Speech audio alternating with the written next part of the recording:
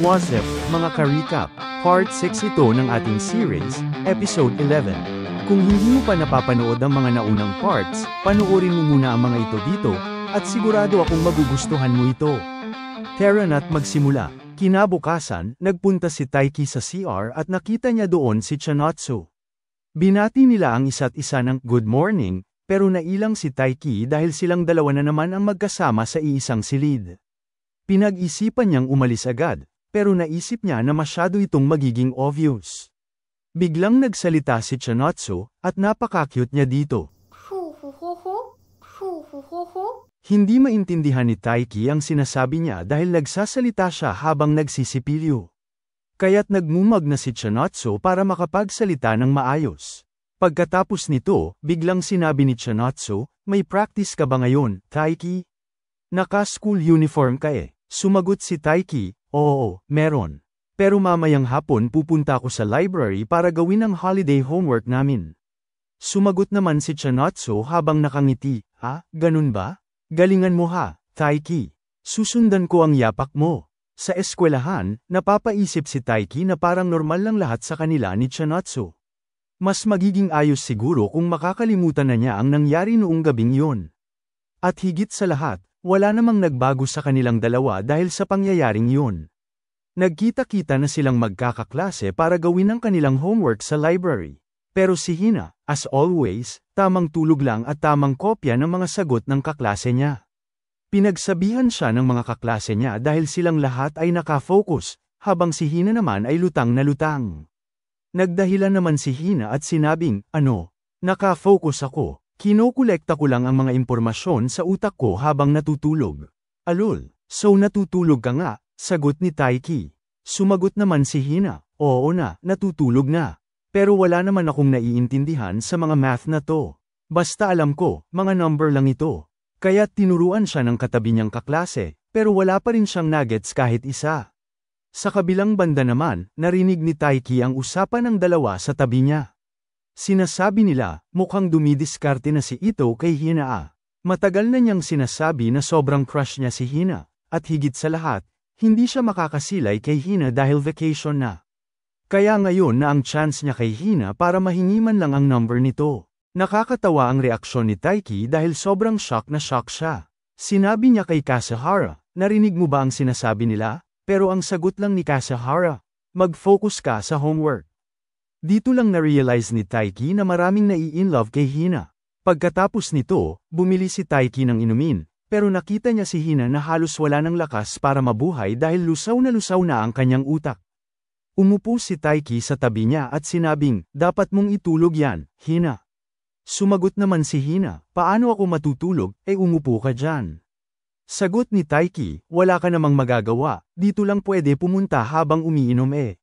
Maya-maya, may isang grupo ng mga babae na pinag-uusapan ang tungkol sa Furryworks Festival sa susunod na linggo. Narinig ito ni Taiki at Hina. Binanggit ni Taiki na doon sila nagpunta ni Hina nung first year pa lang sila. Idinagdag pa niya na doon din nagsimula ang araw na naging magkaibigan sila. Natulala si Hina at sinabing, "Ha, talaga ba? Bumalik tayo sa nakaraan kung saan nagsimula ang pagkakaibigan ni Taiki at Hina."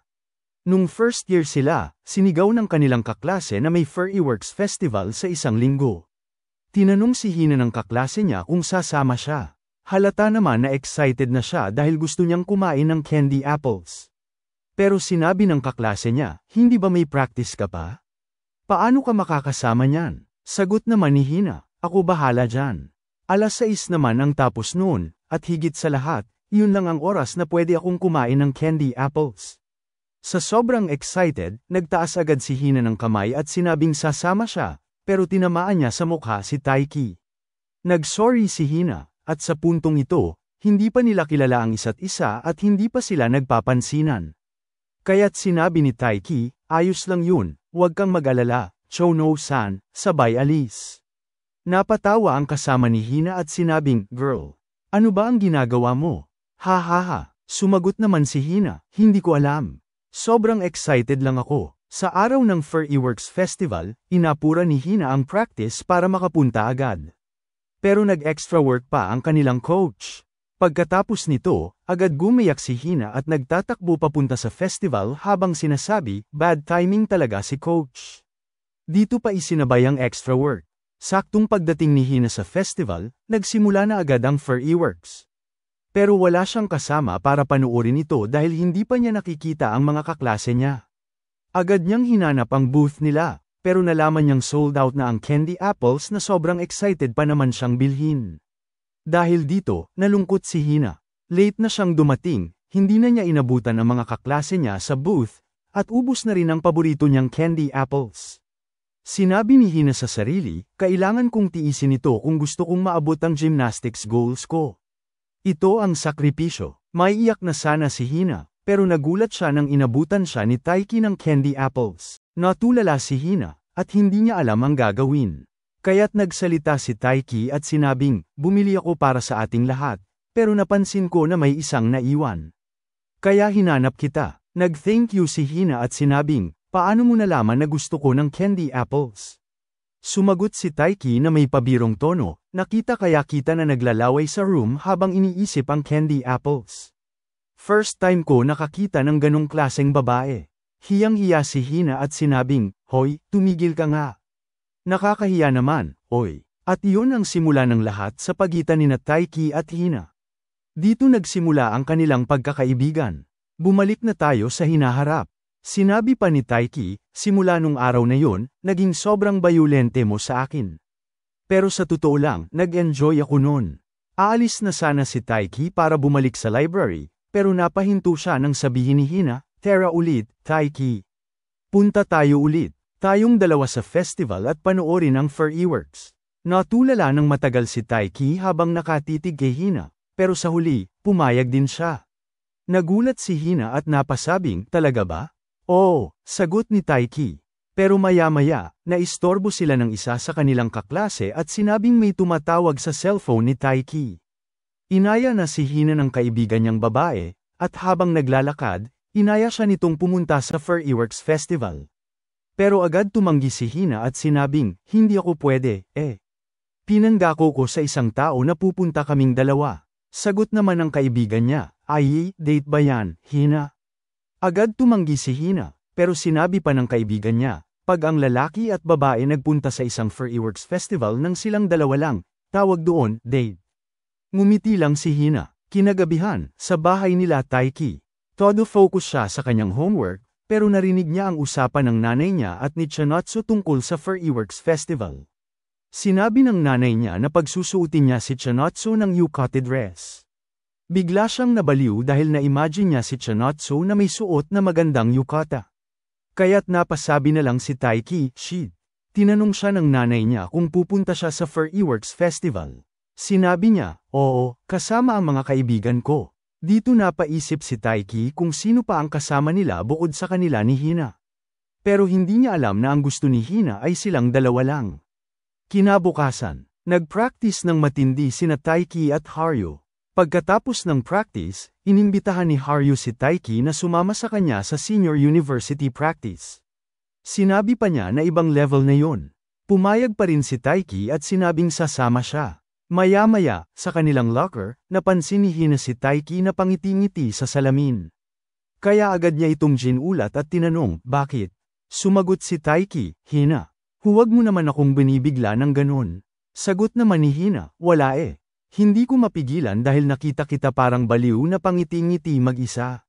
Sinabi ni Taiki na masaya lang siya dahil na-invite siyang sumama sa university practice. Sinabi pa ni Taiki na may practice siya sa araw ng fireworks festival, pero makakaabot naman siya sa oras. Ganun din ang sinabi ni Hina.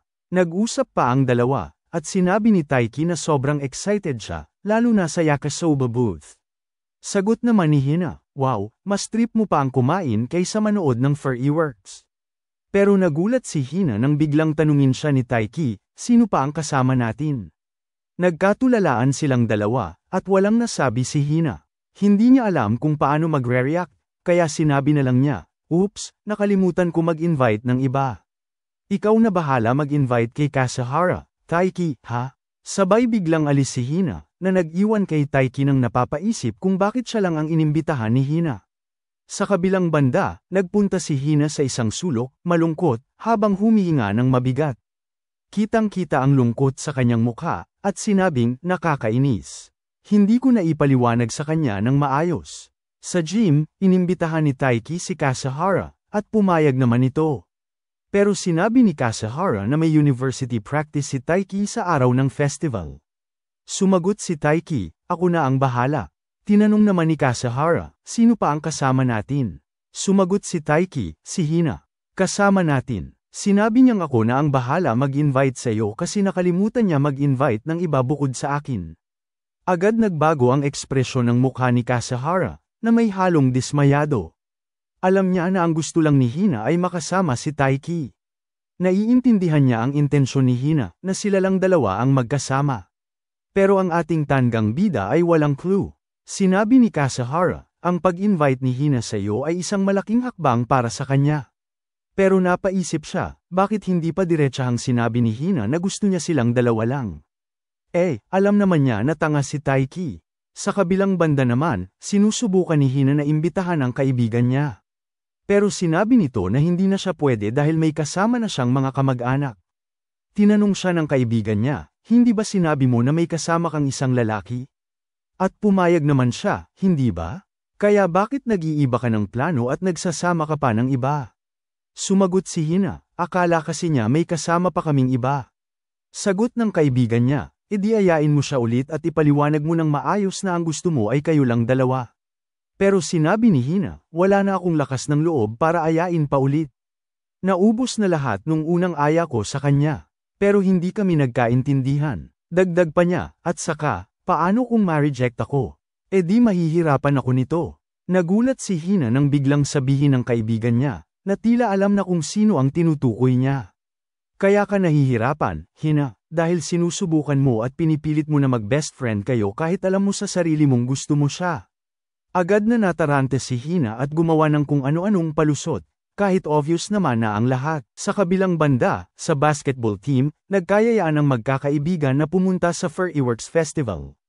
Sinabi ni Nagase kay Chinotso na mag-aya sila ng mga lalaki, dahil baka sakaling mag-spark doon ang simula ng isang love story.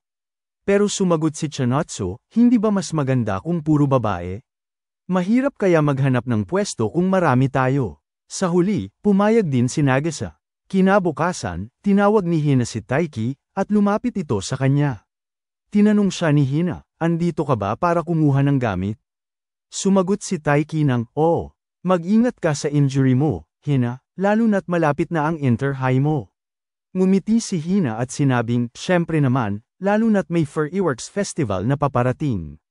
Parang reward ko na rin yun. Dahil nabanggit ni Hina ang festival, sinabi ni Taiki, inimbitahan ko na si Kasahara.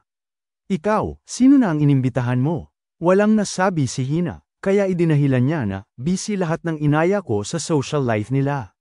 Sagot naman ni Taiki, ganun ba? So, tayong tatlong solid na magkaibigan na naman talaga ang matitirang magkasama. Bigla namang iniba ni Hina ang usapan at tinanong, Nay, Taiki, gusto mo ba talagang makasama si Chinotso sa Furryworks Festival? Natulala si Taiki ng matagal bago sumagot. Hindi pwede. Higit sa lahat, maraming tao doon at baka makita kami. At kung yayain ko man siya, sigurado akong hindi siya sasama. Pagkatapos nito, binanggit bigla ni Hina ang sinabi noon ni Taiki tungkol sa hindi magandang bagay ng pagiging close nila ni Chinotso. Sumagot si Taiki, wag mo naman ipaalala sa akin yun. Sabay kwento, nung mga nakaraang buwan, sobrang naging close kami ni Chinotso. Pero sa tingin ko, ako lang ang nakakaramdam nito. Kinakabahan ako na baka sa sobrang pagpipilit kong maging close kami, magkamali ako ng galaw at magalit siya sa akin. Bigla siyang napahinto nang suntukin siya sa likod ni Hina. Hindi ganyan ang Taiki na kilala ko, sigaw ni Hina. Yung mga pinagsasabi mo, ayaw mo lang mainis sa'yo ang babaeng gusto mo. At tungkol sa ayaw mong masira kung ano ang meron sa inyo ngayon, naiintindihan ko kung bakit ayaw mong gumawa ng hakbang para umusad kayong dalawa. Pero, kahit natakot ka, mahalin mo ang sarili mo, kagaya ng pagmamahal mo sa ibang tao. At kahit ano pa ang mangyari, o kahit ano pa ang maging resulta, patuloy ka dapat na maging positibo at hindi manatili sa nakaraan. Yun ang Taiki na kilala ko. At yun ang nagpapakaastig sa'yo. Pagkatapos, tumigil si Hina saglit at sinabing, kaya ang pag-iwas at pagtago mo sa kanya, sobrang duwag. Isa kang tanga, Taiki. Pagkatapos nito, tumakbo si Hina, iniwan si Taiki na natulala at napaisip. Ano kayang nangyayari kay Hina ngayon? Tanong niya sa sarili. Unang beses niya makita si Hina na ganoon ang itsura. Pagdating ni Taiki sa university practice, nagulat siya dahil nandoon din si Hyodo. Nag-umpisa ang training, at halata kay Taiki ang hirap dahil ibang level na ang mga drills dito. Sa kabila ng pressure, dito rin niya napagtanto na mabait naman pala si Hyodo. Sa katunayan, binigyan pa siya nito ng tips at tinuruan kung paano mag-improve. Sinabi pa ni Hyodo, pag sinunod mo ang mga sinabi ko, baka sa susunod, makaporma ka na kay Yusa. Natanong din siya ni Hyodo, ano bang plano mo? Si Yusa at Haryo, nakaabot na sa inter-high, pero ikaw hindi. Diretsyong sumagot si Taiki, magpapatuloy ako. Ang goal ko ay lagpasan si Haryo at makapaghiganti kay Yusa. Bumilib si Hyodo sa sagot niya at sinabi, kahit alam kong mahirap ang binabalak mo, boto pa rin ako sa iyo. Gusto kong manalo ang mga kagaya mo. Pagkatapos ng training, tinanong siya ni Haryo kung ano ang plano niya pagkatapos. Sinagot siya ni Taiki, pupunta kami ni Kasahara sa festival. Pero biglang nag-text si Kasahara na hindi siya makakasama dahil nilalagnat siya. Ang totoo, nagpapanggap lang si Kasahara. Gusto niyang matuloy ang plano ni Hina na silang dalawa lang ni Taiki ang magkasama. Dahil dito, naalala ni Taiki ang naging reaksyon ni Hina kanina, at namula siya ng todo. Kinagabihan, hinahanap ni Taiki si Hina sa festival. Pero nahihirapan siya dahil sa sobrang daming tao. Nag-text si Hina na mal-elate siya. Habang naghihintay, napansin ni Taiki si Chinatsu na naglalakad. Pero nang makita niya ang mukha nito, nagkamali lang pala siya. Halos atakihin siya sa puso sa kaba. Kaya naman naisipan na lang niyang bilhan si Hina ng paborito nitong candy apple. Maya-maya, may narinig siyang nagsabi, para sa akin ba yan? Pagharap ni Taiki, nakita niya si Hina na nakasuot ng yukata. Napamulagat siya habang namumulahin din niya may kakaila ang sobrang ganda ni Hina sa gabing iyon. Ano sa tingin niyo, mga ka-recap? Unti-unti na bang nai-in-love si Taiki kay Hina nang hindi niya namamalayan? At sino ang mas bet niyong makatuluyan niya? Para sa akin, mas trip ko si Hina, pero gusto kong marinig ang opinyon niyo sa comment section.